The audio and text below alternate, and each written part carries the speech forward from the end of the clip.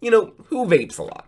It's high school kids and then college kids. Well, is vaping in college the biggest problem? Of course not. I'm actually going to hide that. No! Let's go to this one.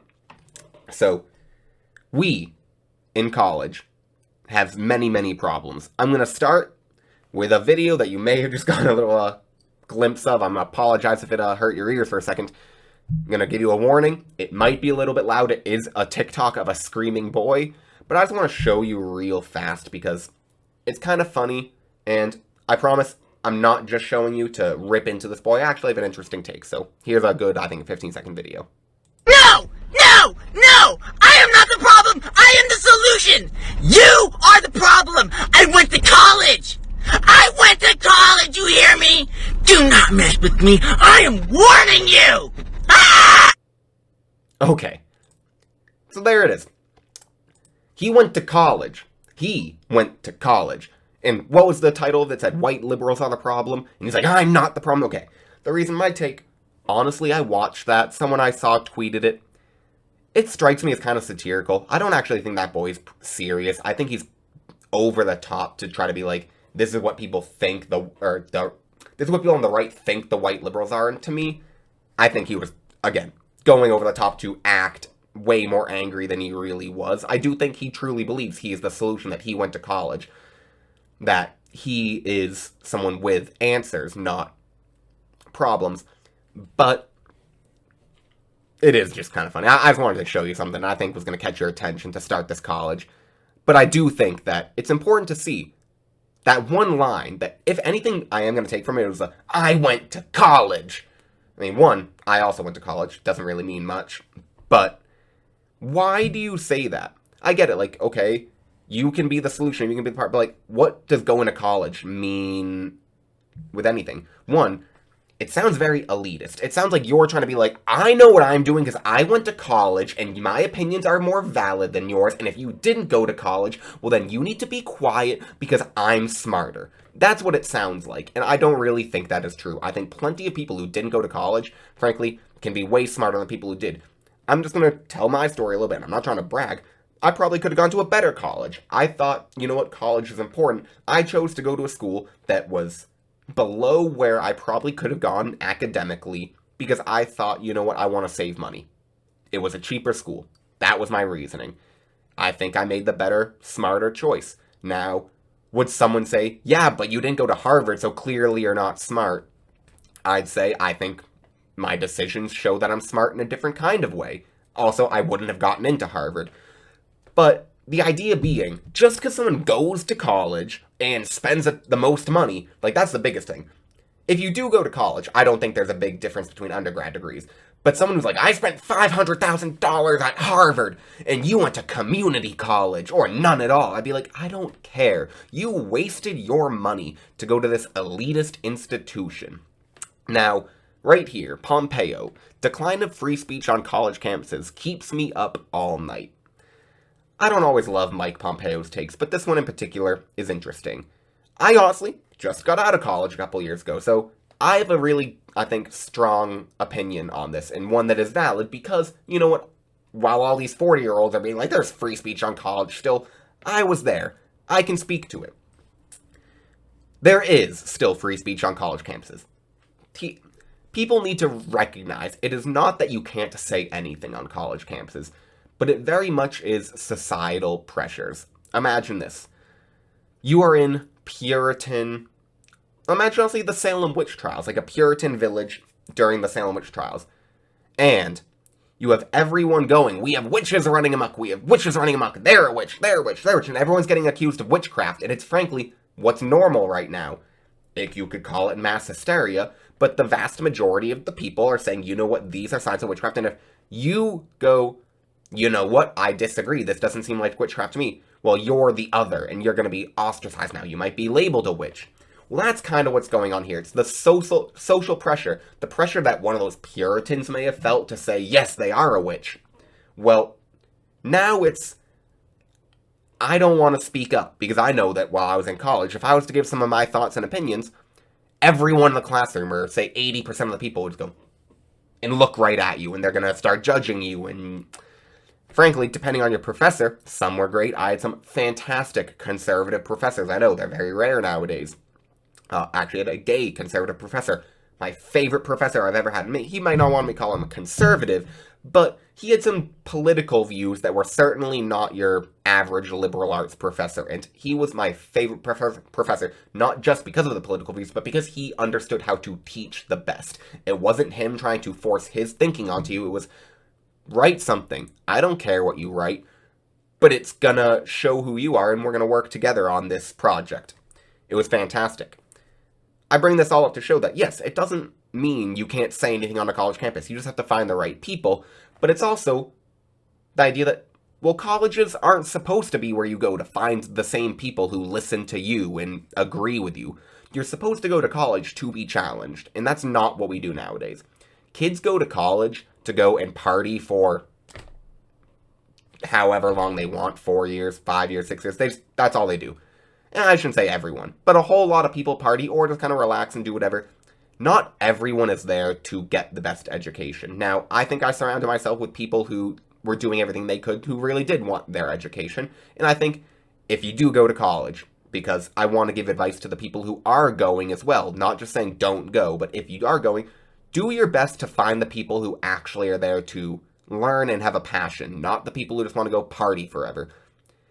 I get it, you want the college experience and the college life, but if you do that, you're going to come out in 4 years with no real skills, maybe an internship if you're lucky. I mean, who knows what you'll do in the 4 years? You'll have a piece of paper, but how many other people have that piece of paper? What have you really done to set yourself apart in the workforce? And when you get a job, the thing is, someone hires you to do a job.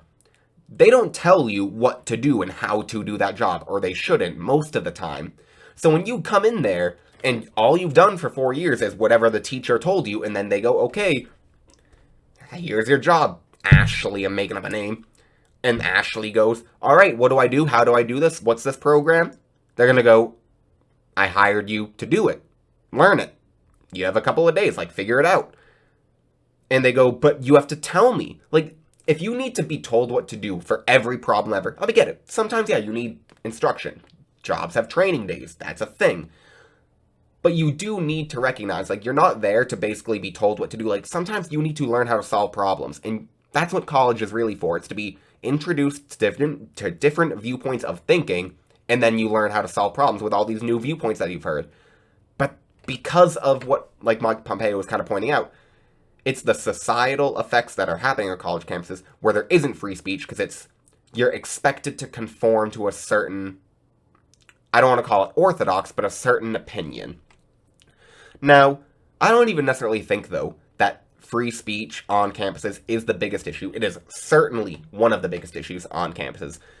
But I also look at the economics that colleges caused millennials in my generation, and I don't think it's good. I have these two stories here, and when you combine them, it is really, really sad. Market Watch. Millennials are well behind other groups were at their age, data shows. The reason for this wealth gap? Student loans. That's from Market Watch. The Wall Street Journal says, many young professionals are less keen than their parents in being tied down to a 30-year mortgage, real estate analysts say.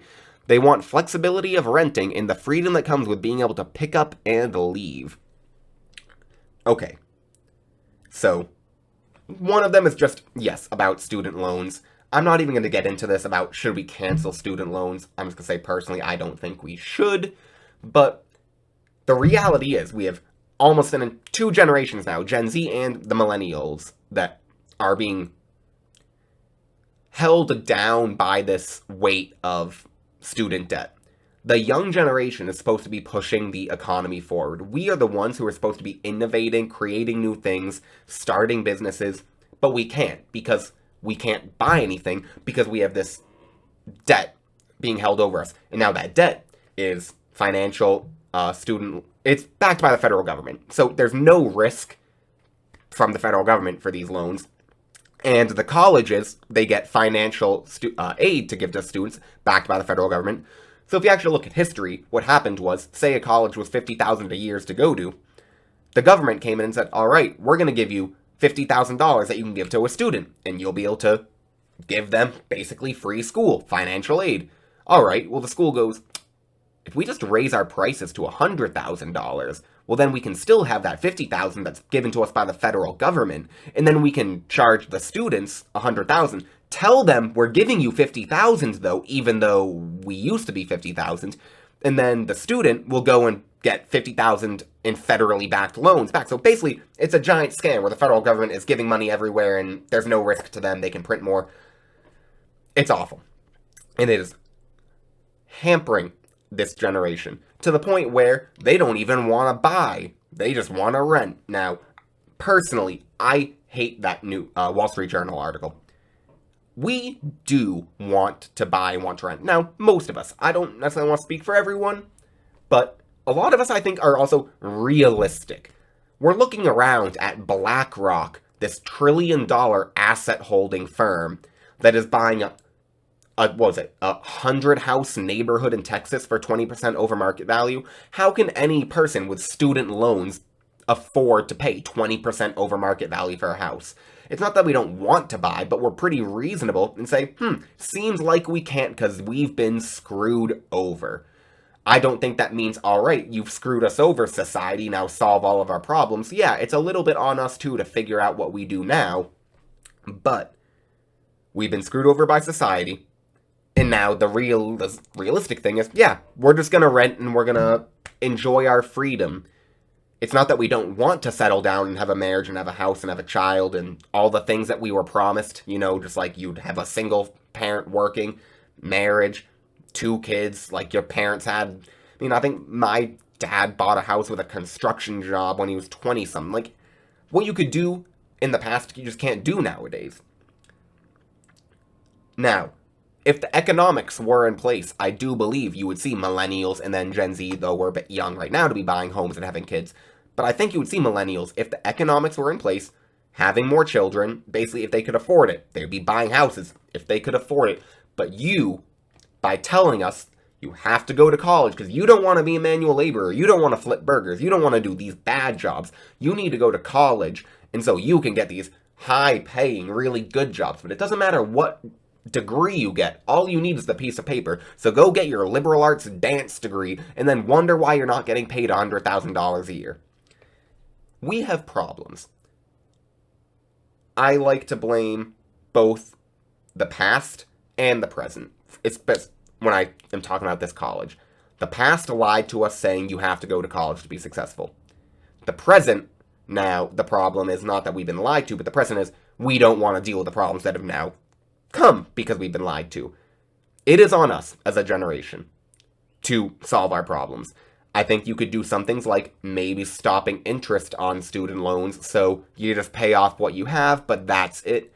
Maybe that's the solution, but I am so done with entitled millennials and Gen Z people, especially in these big cities, with student debt saying, I can't believe that I have all this debt, even though I'm not you, and now you, who didn't go to college, you saw that guy, I went to college, I'm the solution. What? So those people who didn't go to college are now going to pay off your loans and everything because you don't want to? The highest paid people in the world? You are from America. You went to college in America. You are the top of the top. Meaning, life can't be better for you, and you're complaining that you made some bad decisions and now you don't want to face the repercussions. I'm sorry. Deal with it. I'm going to finish up the college section of this podcast with this image right here. Harvard is racist. Harvard's preferences for underrepresented minorities. Alright, so I'm going to read this very bottom. I'm going to skip the top. For example, an Asian American in the 4th lowest decile has virtually no chance of being admitted to Harvard, 0.9%, but an African American in that decile has a higher chance of admission, 12.8%, than an Asian American in the top decile, 12.7%. Some jargon, kind of confusing statistics language there. Let me break down for you. This is basically showing you the effects of affirmative action.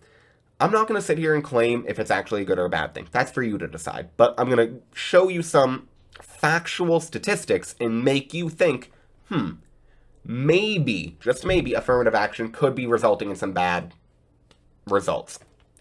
Look at this right here. So, first off, what is a decile? Basically, imagine it's splitting things into 10, so a percentile is 1 out of 100. If you're in the 99th percentile, it means you are in the top if you look at 100 people, 99% of people would be below you in, say, shooting free throws. You make the most free throws ever. I'm just trying to, again, arbitrary thing.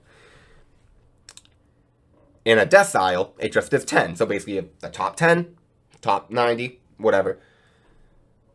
What this is showing you is that if you are the top, you are the best of the best, and you're an Asian American, well, you have about a 12.7% chance to get into Harvard. Okay, that is respectable. Harvard is one of the hardest institutions in the world to get into. It's one of the most prestigious and elite institutions ever. It's an incredible college. 12.7%. Pretty hard to get into. All right. If you are in the fourth highest, or not fourth highest, fourth lowest, so basically there's 10 deciles. Asians, 12.7% chance at the very, very top. Unfortunately, if you're an African American, the standards that you need to meet are the fourth decile. So basically, while the Asians to get a 12.7% chance need to be at the very, very top, you, as an African American, only need to be about like a fourth of what, or 40% of what they're at. Now, these people are still incredibly smart. That being said, because race has nothing to do with IQ and intelligence and anything like that. Has to be said because it's incredibly important.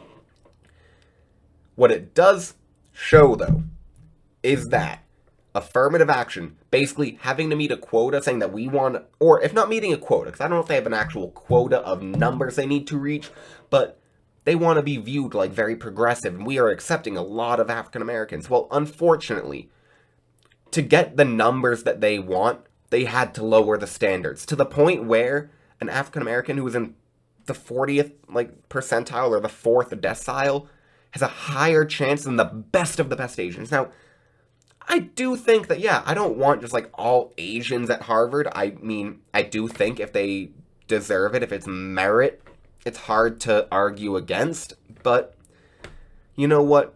To each their own. But Harvard, if you want to do this and, say, make sure that you have kind of racial diversity, well, I think you need to do better about making sure that you are finding nothing but the best of the best. Because, unfortunately, I've read countless articles as well of what's happening at these top-level institutions is these African-American students will come into the school. They will not be at the same level as the Asians. And, again, not because of race, just it might just the amount. They might be better than, say, 20%, but just the sheer numbers. There's going to be a lot of really smart people at Harvard. It's just what's going to be happening. And you look at the statistical numbers. Unfortunately, African Americans tend to fail out or change their major or drop out at a higher rate than others. I think it's because they're coming in, and although they could go to Northeastern, Northwestern, other fantastic institutions, and they'd be the top of their class, because these are incredibly smart people. They got into Harvard.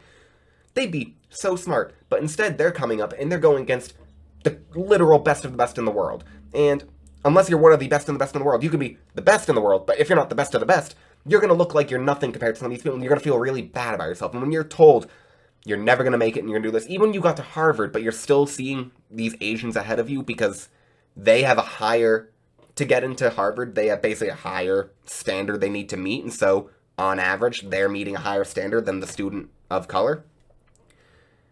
It results in these people I should say, the African Americans coming into colleges, I can only imagine feeling like, wow, well, I might as well drop out. I'm not as good as these people, and it's not true. That's the thing that you're going to Harvard, but maybe it would have been better to just go Northeastern. Maybe it would have been the better choice, and by lying to people or saying, you know what, you better go to Harvard, even if it means being one of the, say, bottom 10% of students at Harvard.